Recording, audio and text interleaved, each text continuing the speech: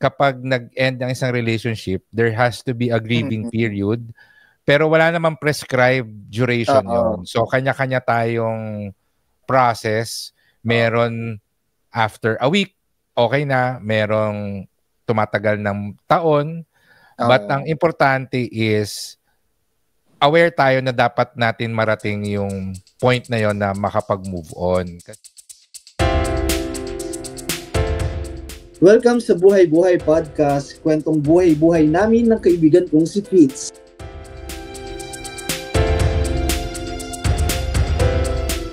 Diretso na tayo sa question natin. So ayun na nga, ang question natin for today is, why do we keep the photos of our ex-date, or kung ano man yung tawag nyo dun, ex or ex-situationship, di ba? Ayun. Ikaw ba, nagkikip ka ba ng mga photos ng mga ex mo? Or hindi. Joke lang. Tapos agad yung usapan. Ako lang pala mag-explain.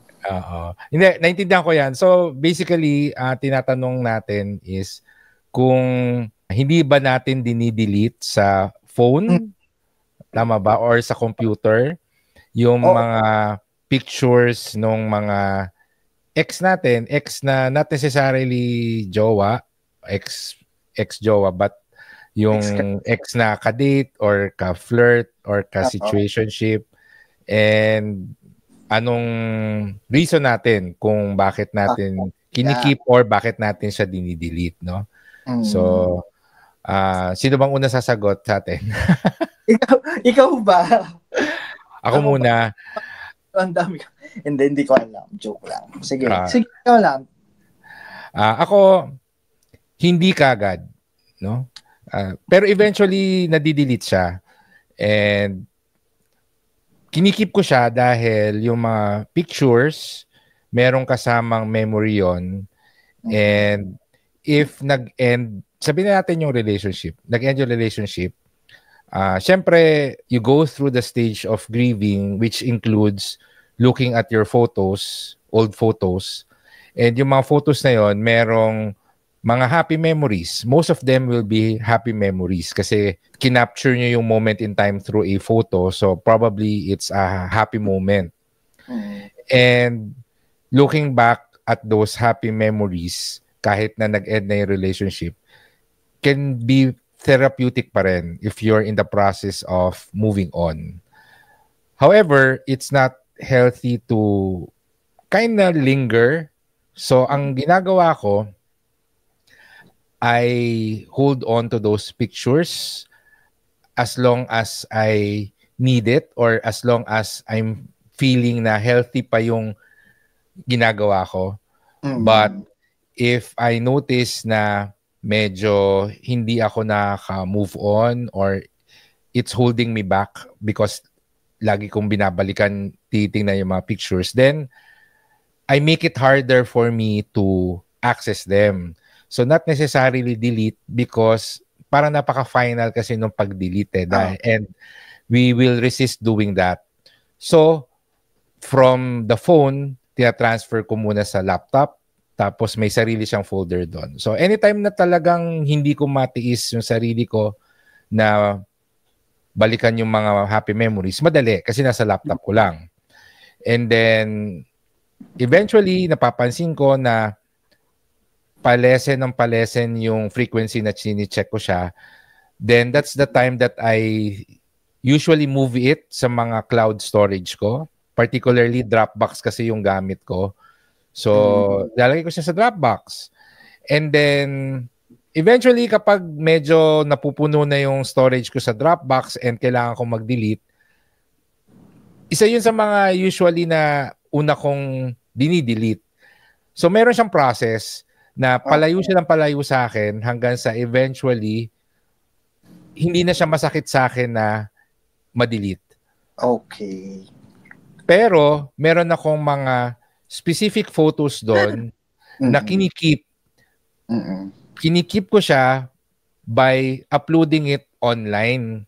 So, meron akong secret Instagram account na nandun yung mga most precious memories ko na usually ano lang siya, one or two albums, no? Na yun na yung pinaka iti-treasure ko na photos kasi yun yung kaya niyang i-summarize yung buong relationship, parang ganyan, no? So yun, ganun yung process ko when it comes to photos ng mga ex. And yeah, even yung mga naging ka-date, mga ka-talking stage ng medyo matagal, ka-situationship, etc. All of those. So, yun yung ginagawa ko. Ikaw ba, Nico? Anong ginagawa mo? Actually, bago ko sagutin yan, na ano ko lang, na tawag dito, nakita ko lang sa isang post recently, yung dati daw, pagbablock sa mga, sa mga tao, is di ba dati nagtitake din kayo ng picture pero physical photo, di ba?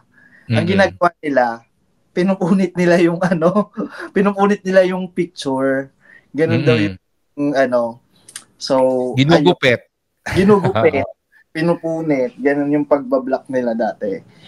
So ayun, ako meron din akong mga mga photos na kinikip. Kasi nga, gaya na sabi mo, siya, memories siya na parang gusto mong i-treasure, di ba? At saka parang, pag binalikan mo kasi siya, parang masaya lang yung yung moment na yon. Masaya lang yung memories na yon. Bumabalik yung, medyo bumabalik yung feeling, yung moment na yon, ganon. Tsaka, parang, siguro lang din parang gusto mo lang din ma-proud na parang ayun nga naka-relationship or situationship mo yung tao. Siguro ganun, parang mo na lang din siya, parang pride tingin sa akin. Pero meron ding mga times na din gusto mo na rin siya i-delete kasi nga syempre as process din ng moving on, kasi pag nakikita mo siya, alam mo yung feeling na hindi lang memories, pati yung feeling bumabalik. Ganun. So, ganun yung Pero, meron din akong time na hindi ko na siya binabalik-balikan. Talagang hindi mo na siya tinitignan ulit yung photos. Sa akin, nakatago siya sa sa Google Drive ko siya nakatago. Ayun. Doon ko siya kinikip. Pero meron na rin akong mga ex-situationship na na-delete na rin yung mga photos nila. Kasi talagang sabihin na nating naka-move on na fully. Kaya siguro it's time to talagang goodbye. Goodbye forever. Goodbye forever. Ayun. So naman, nakikita ko naman sila pero civil kasi paano ba? Ang haba ng explanation ko. Hindi, sige, go lang. Therapy session mo to eh. Ano pala to? Anong tawag nila doon? Intervention pala to.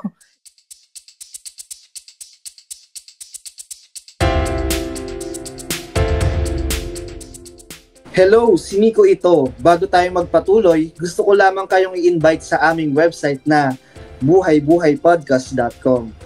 Nandun ang aming mga episode show notes and videos, and very soon mga exclusive special videos and extended episode. Kaya kita-kita tayo sa buhaybuhaypodcast.com.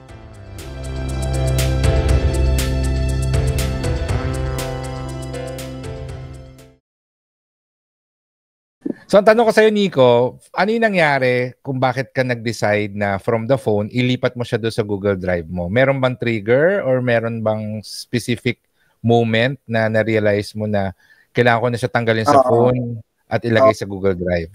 Magandang question yan. Kasi, kaya ko siya ginawa, kasi pag nasa phone, isabi mo nga madali siyang ma-access di ba?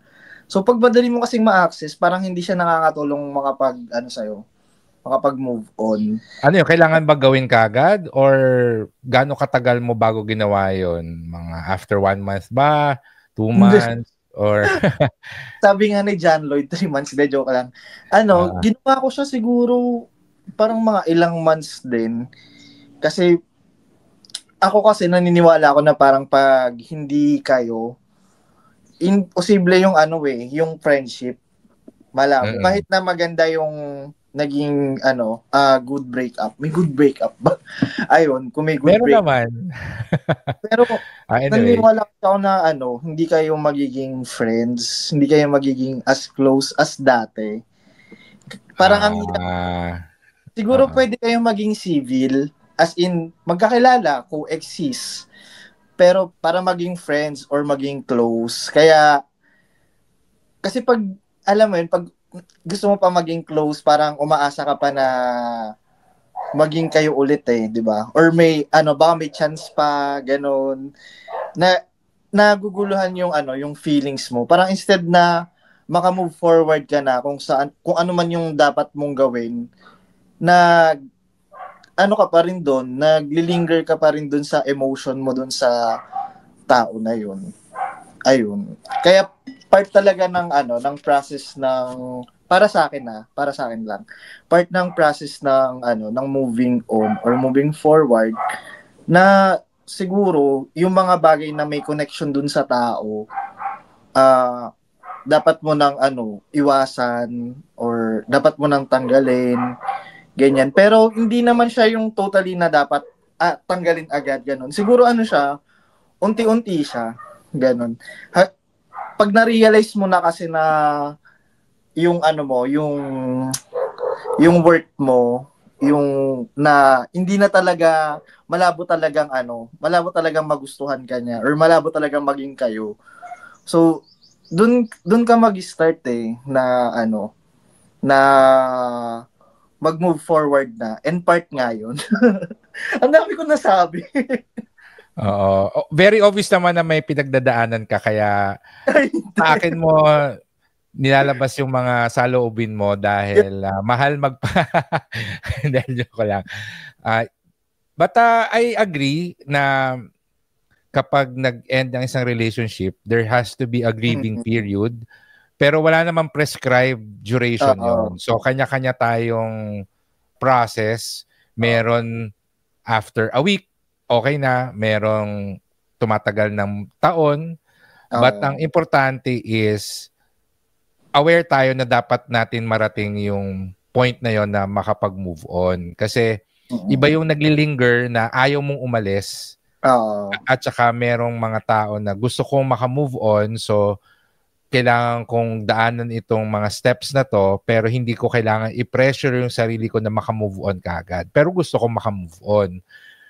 Because interestingly, may mga tao akong na-meet na ayaw nila mag-move on kasi they like the pain because pain is addicting. Ayan. Yeah. Pain is meant to be felt daw. Yun nga. Pero kasi instead na daanan lang nila, nagstay sila. So, yun yung problem. Interestingly din, may mga kakilala ako na mag-ex dati, tapos naging friends ulit sila, naging barkada ulit sila. So, I think nothing is impossible. However, itong mga kakilala ko na mag-ex na naging magkaibigan, as in magtropa, there was a period of talagang walang communication, no?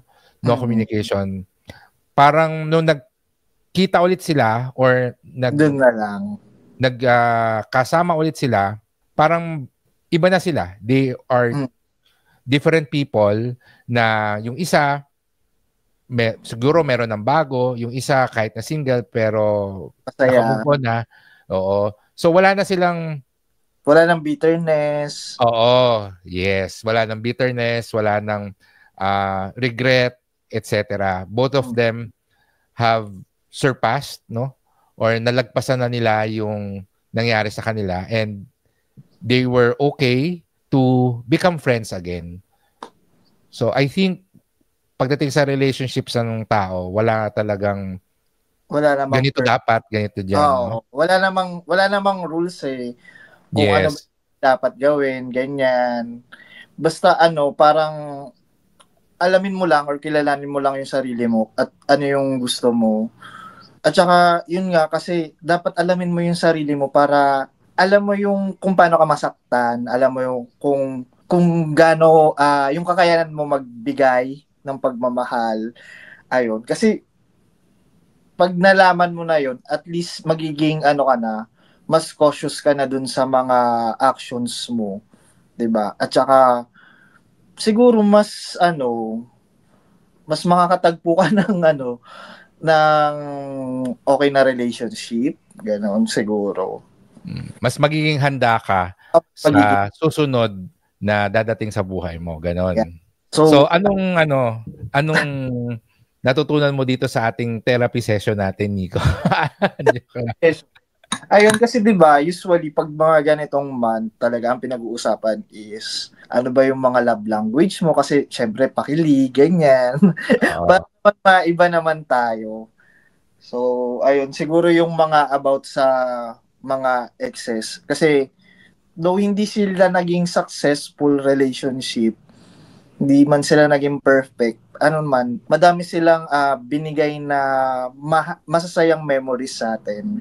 Isang beses ka lang mabubuhay, so make the most out of it and take photos of it para may masayang memories. And yung mga lesson na natutunan natin dun sa mga past relationships. Maraming salamat sa pakikinig. Please remember to subscribe, leave a review, and share this podcast with your friends. For more information and to contact us, you can visit buhaybuhaypodcast.com.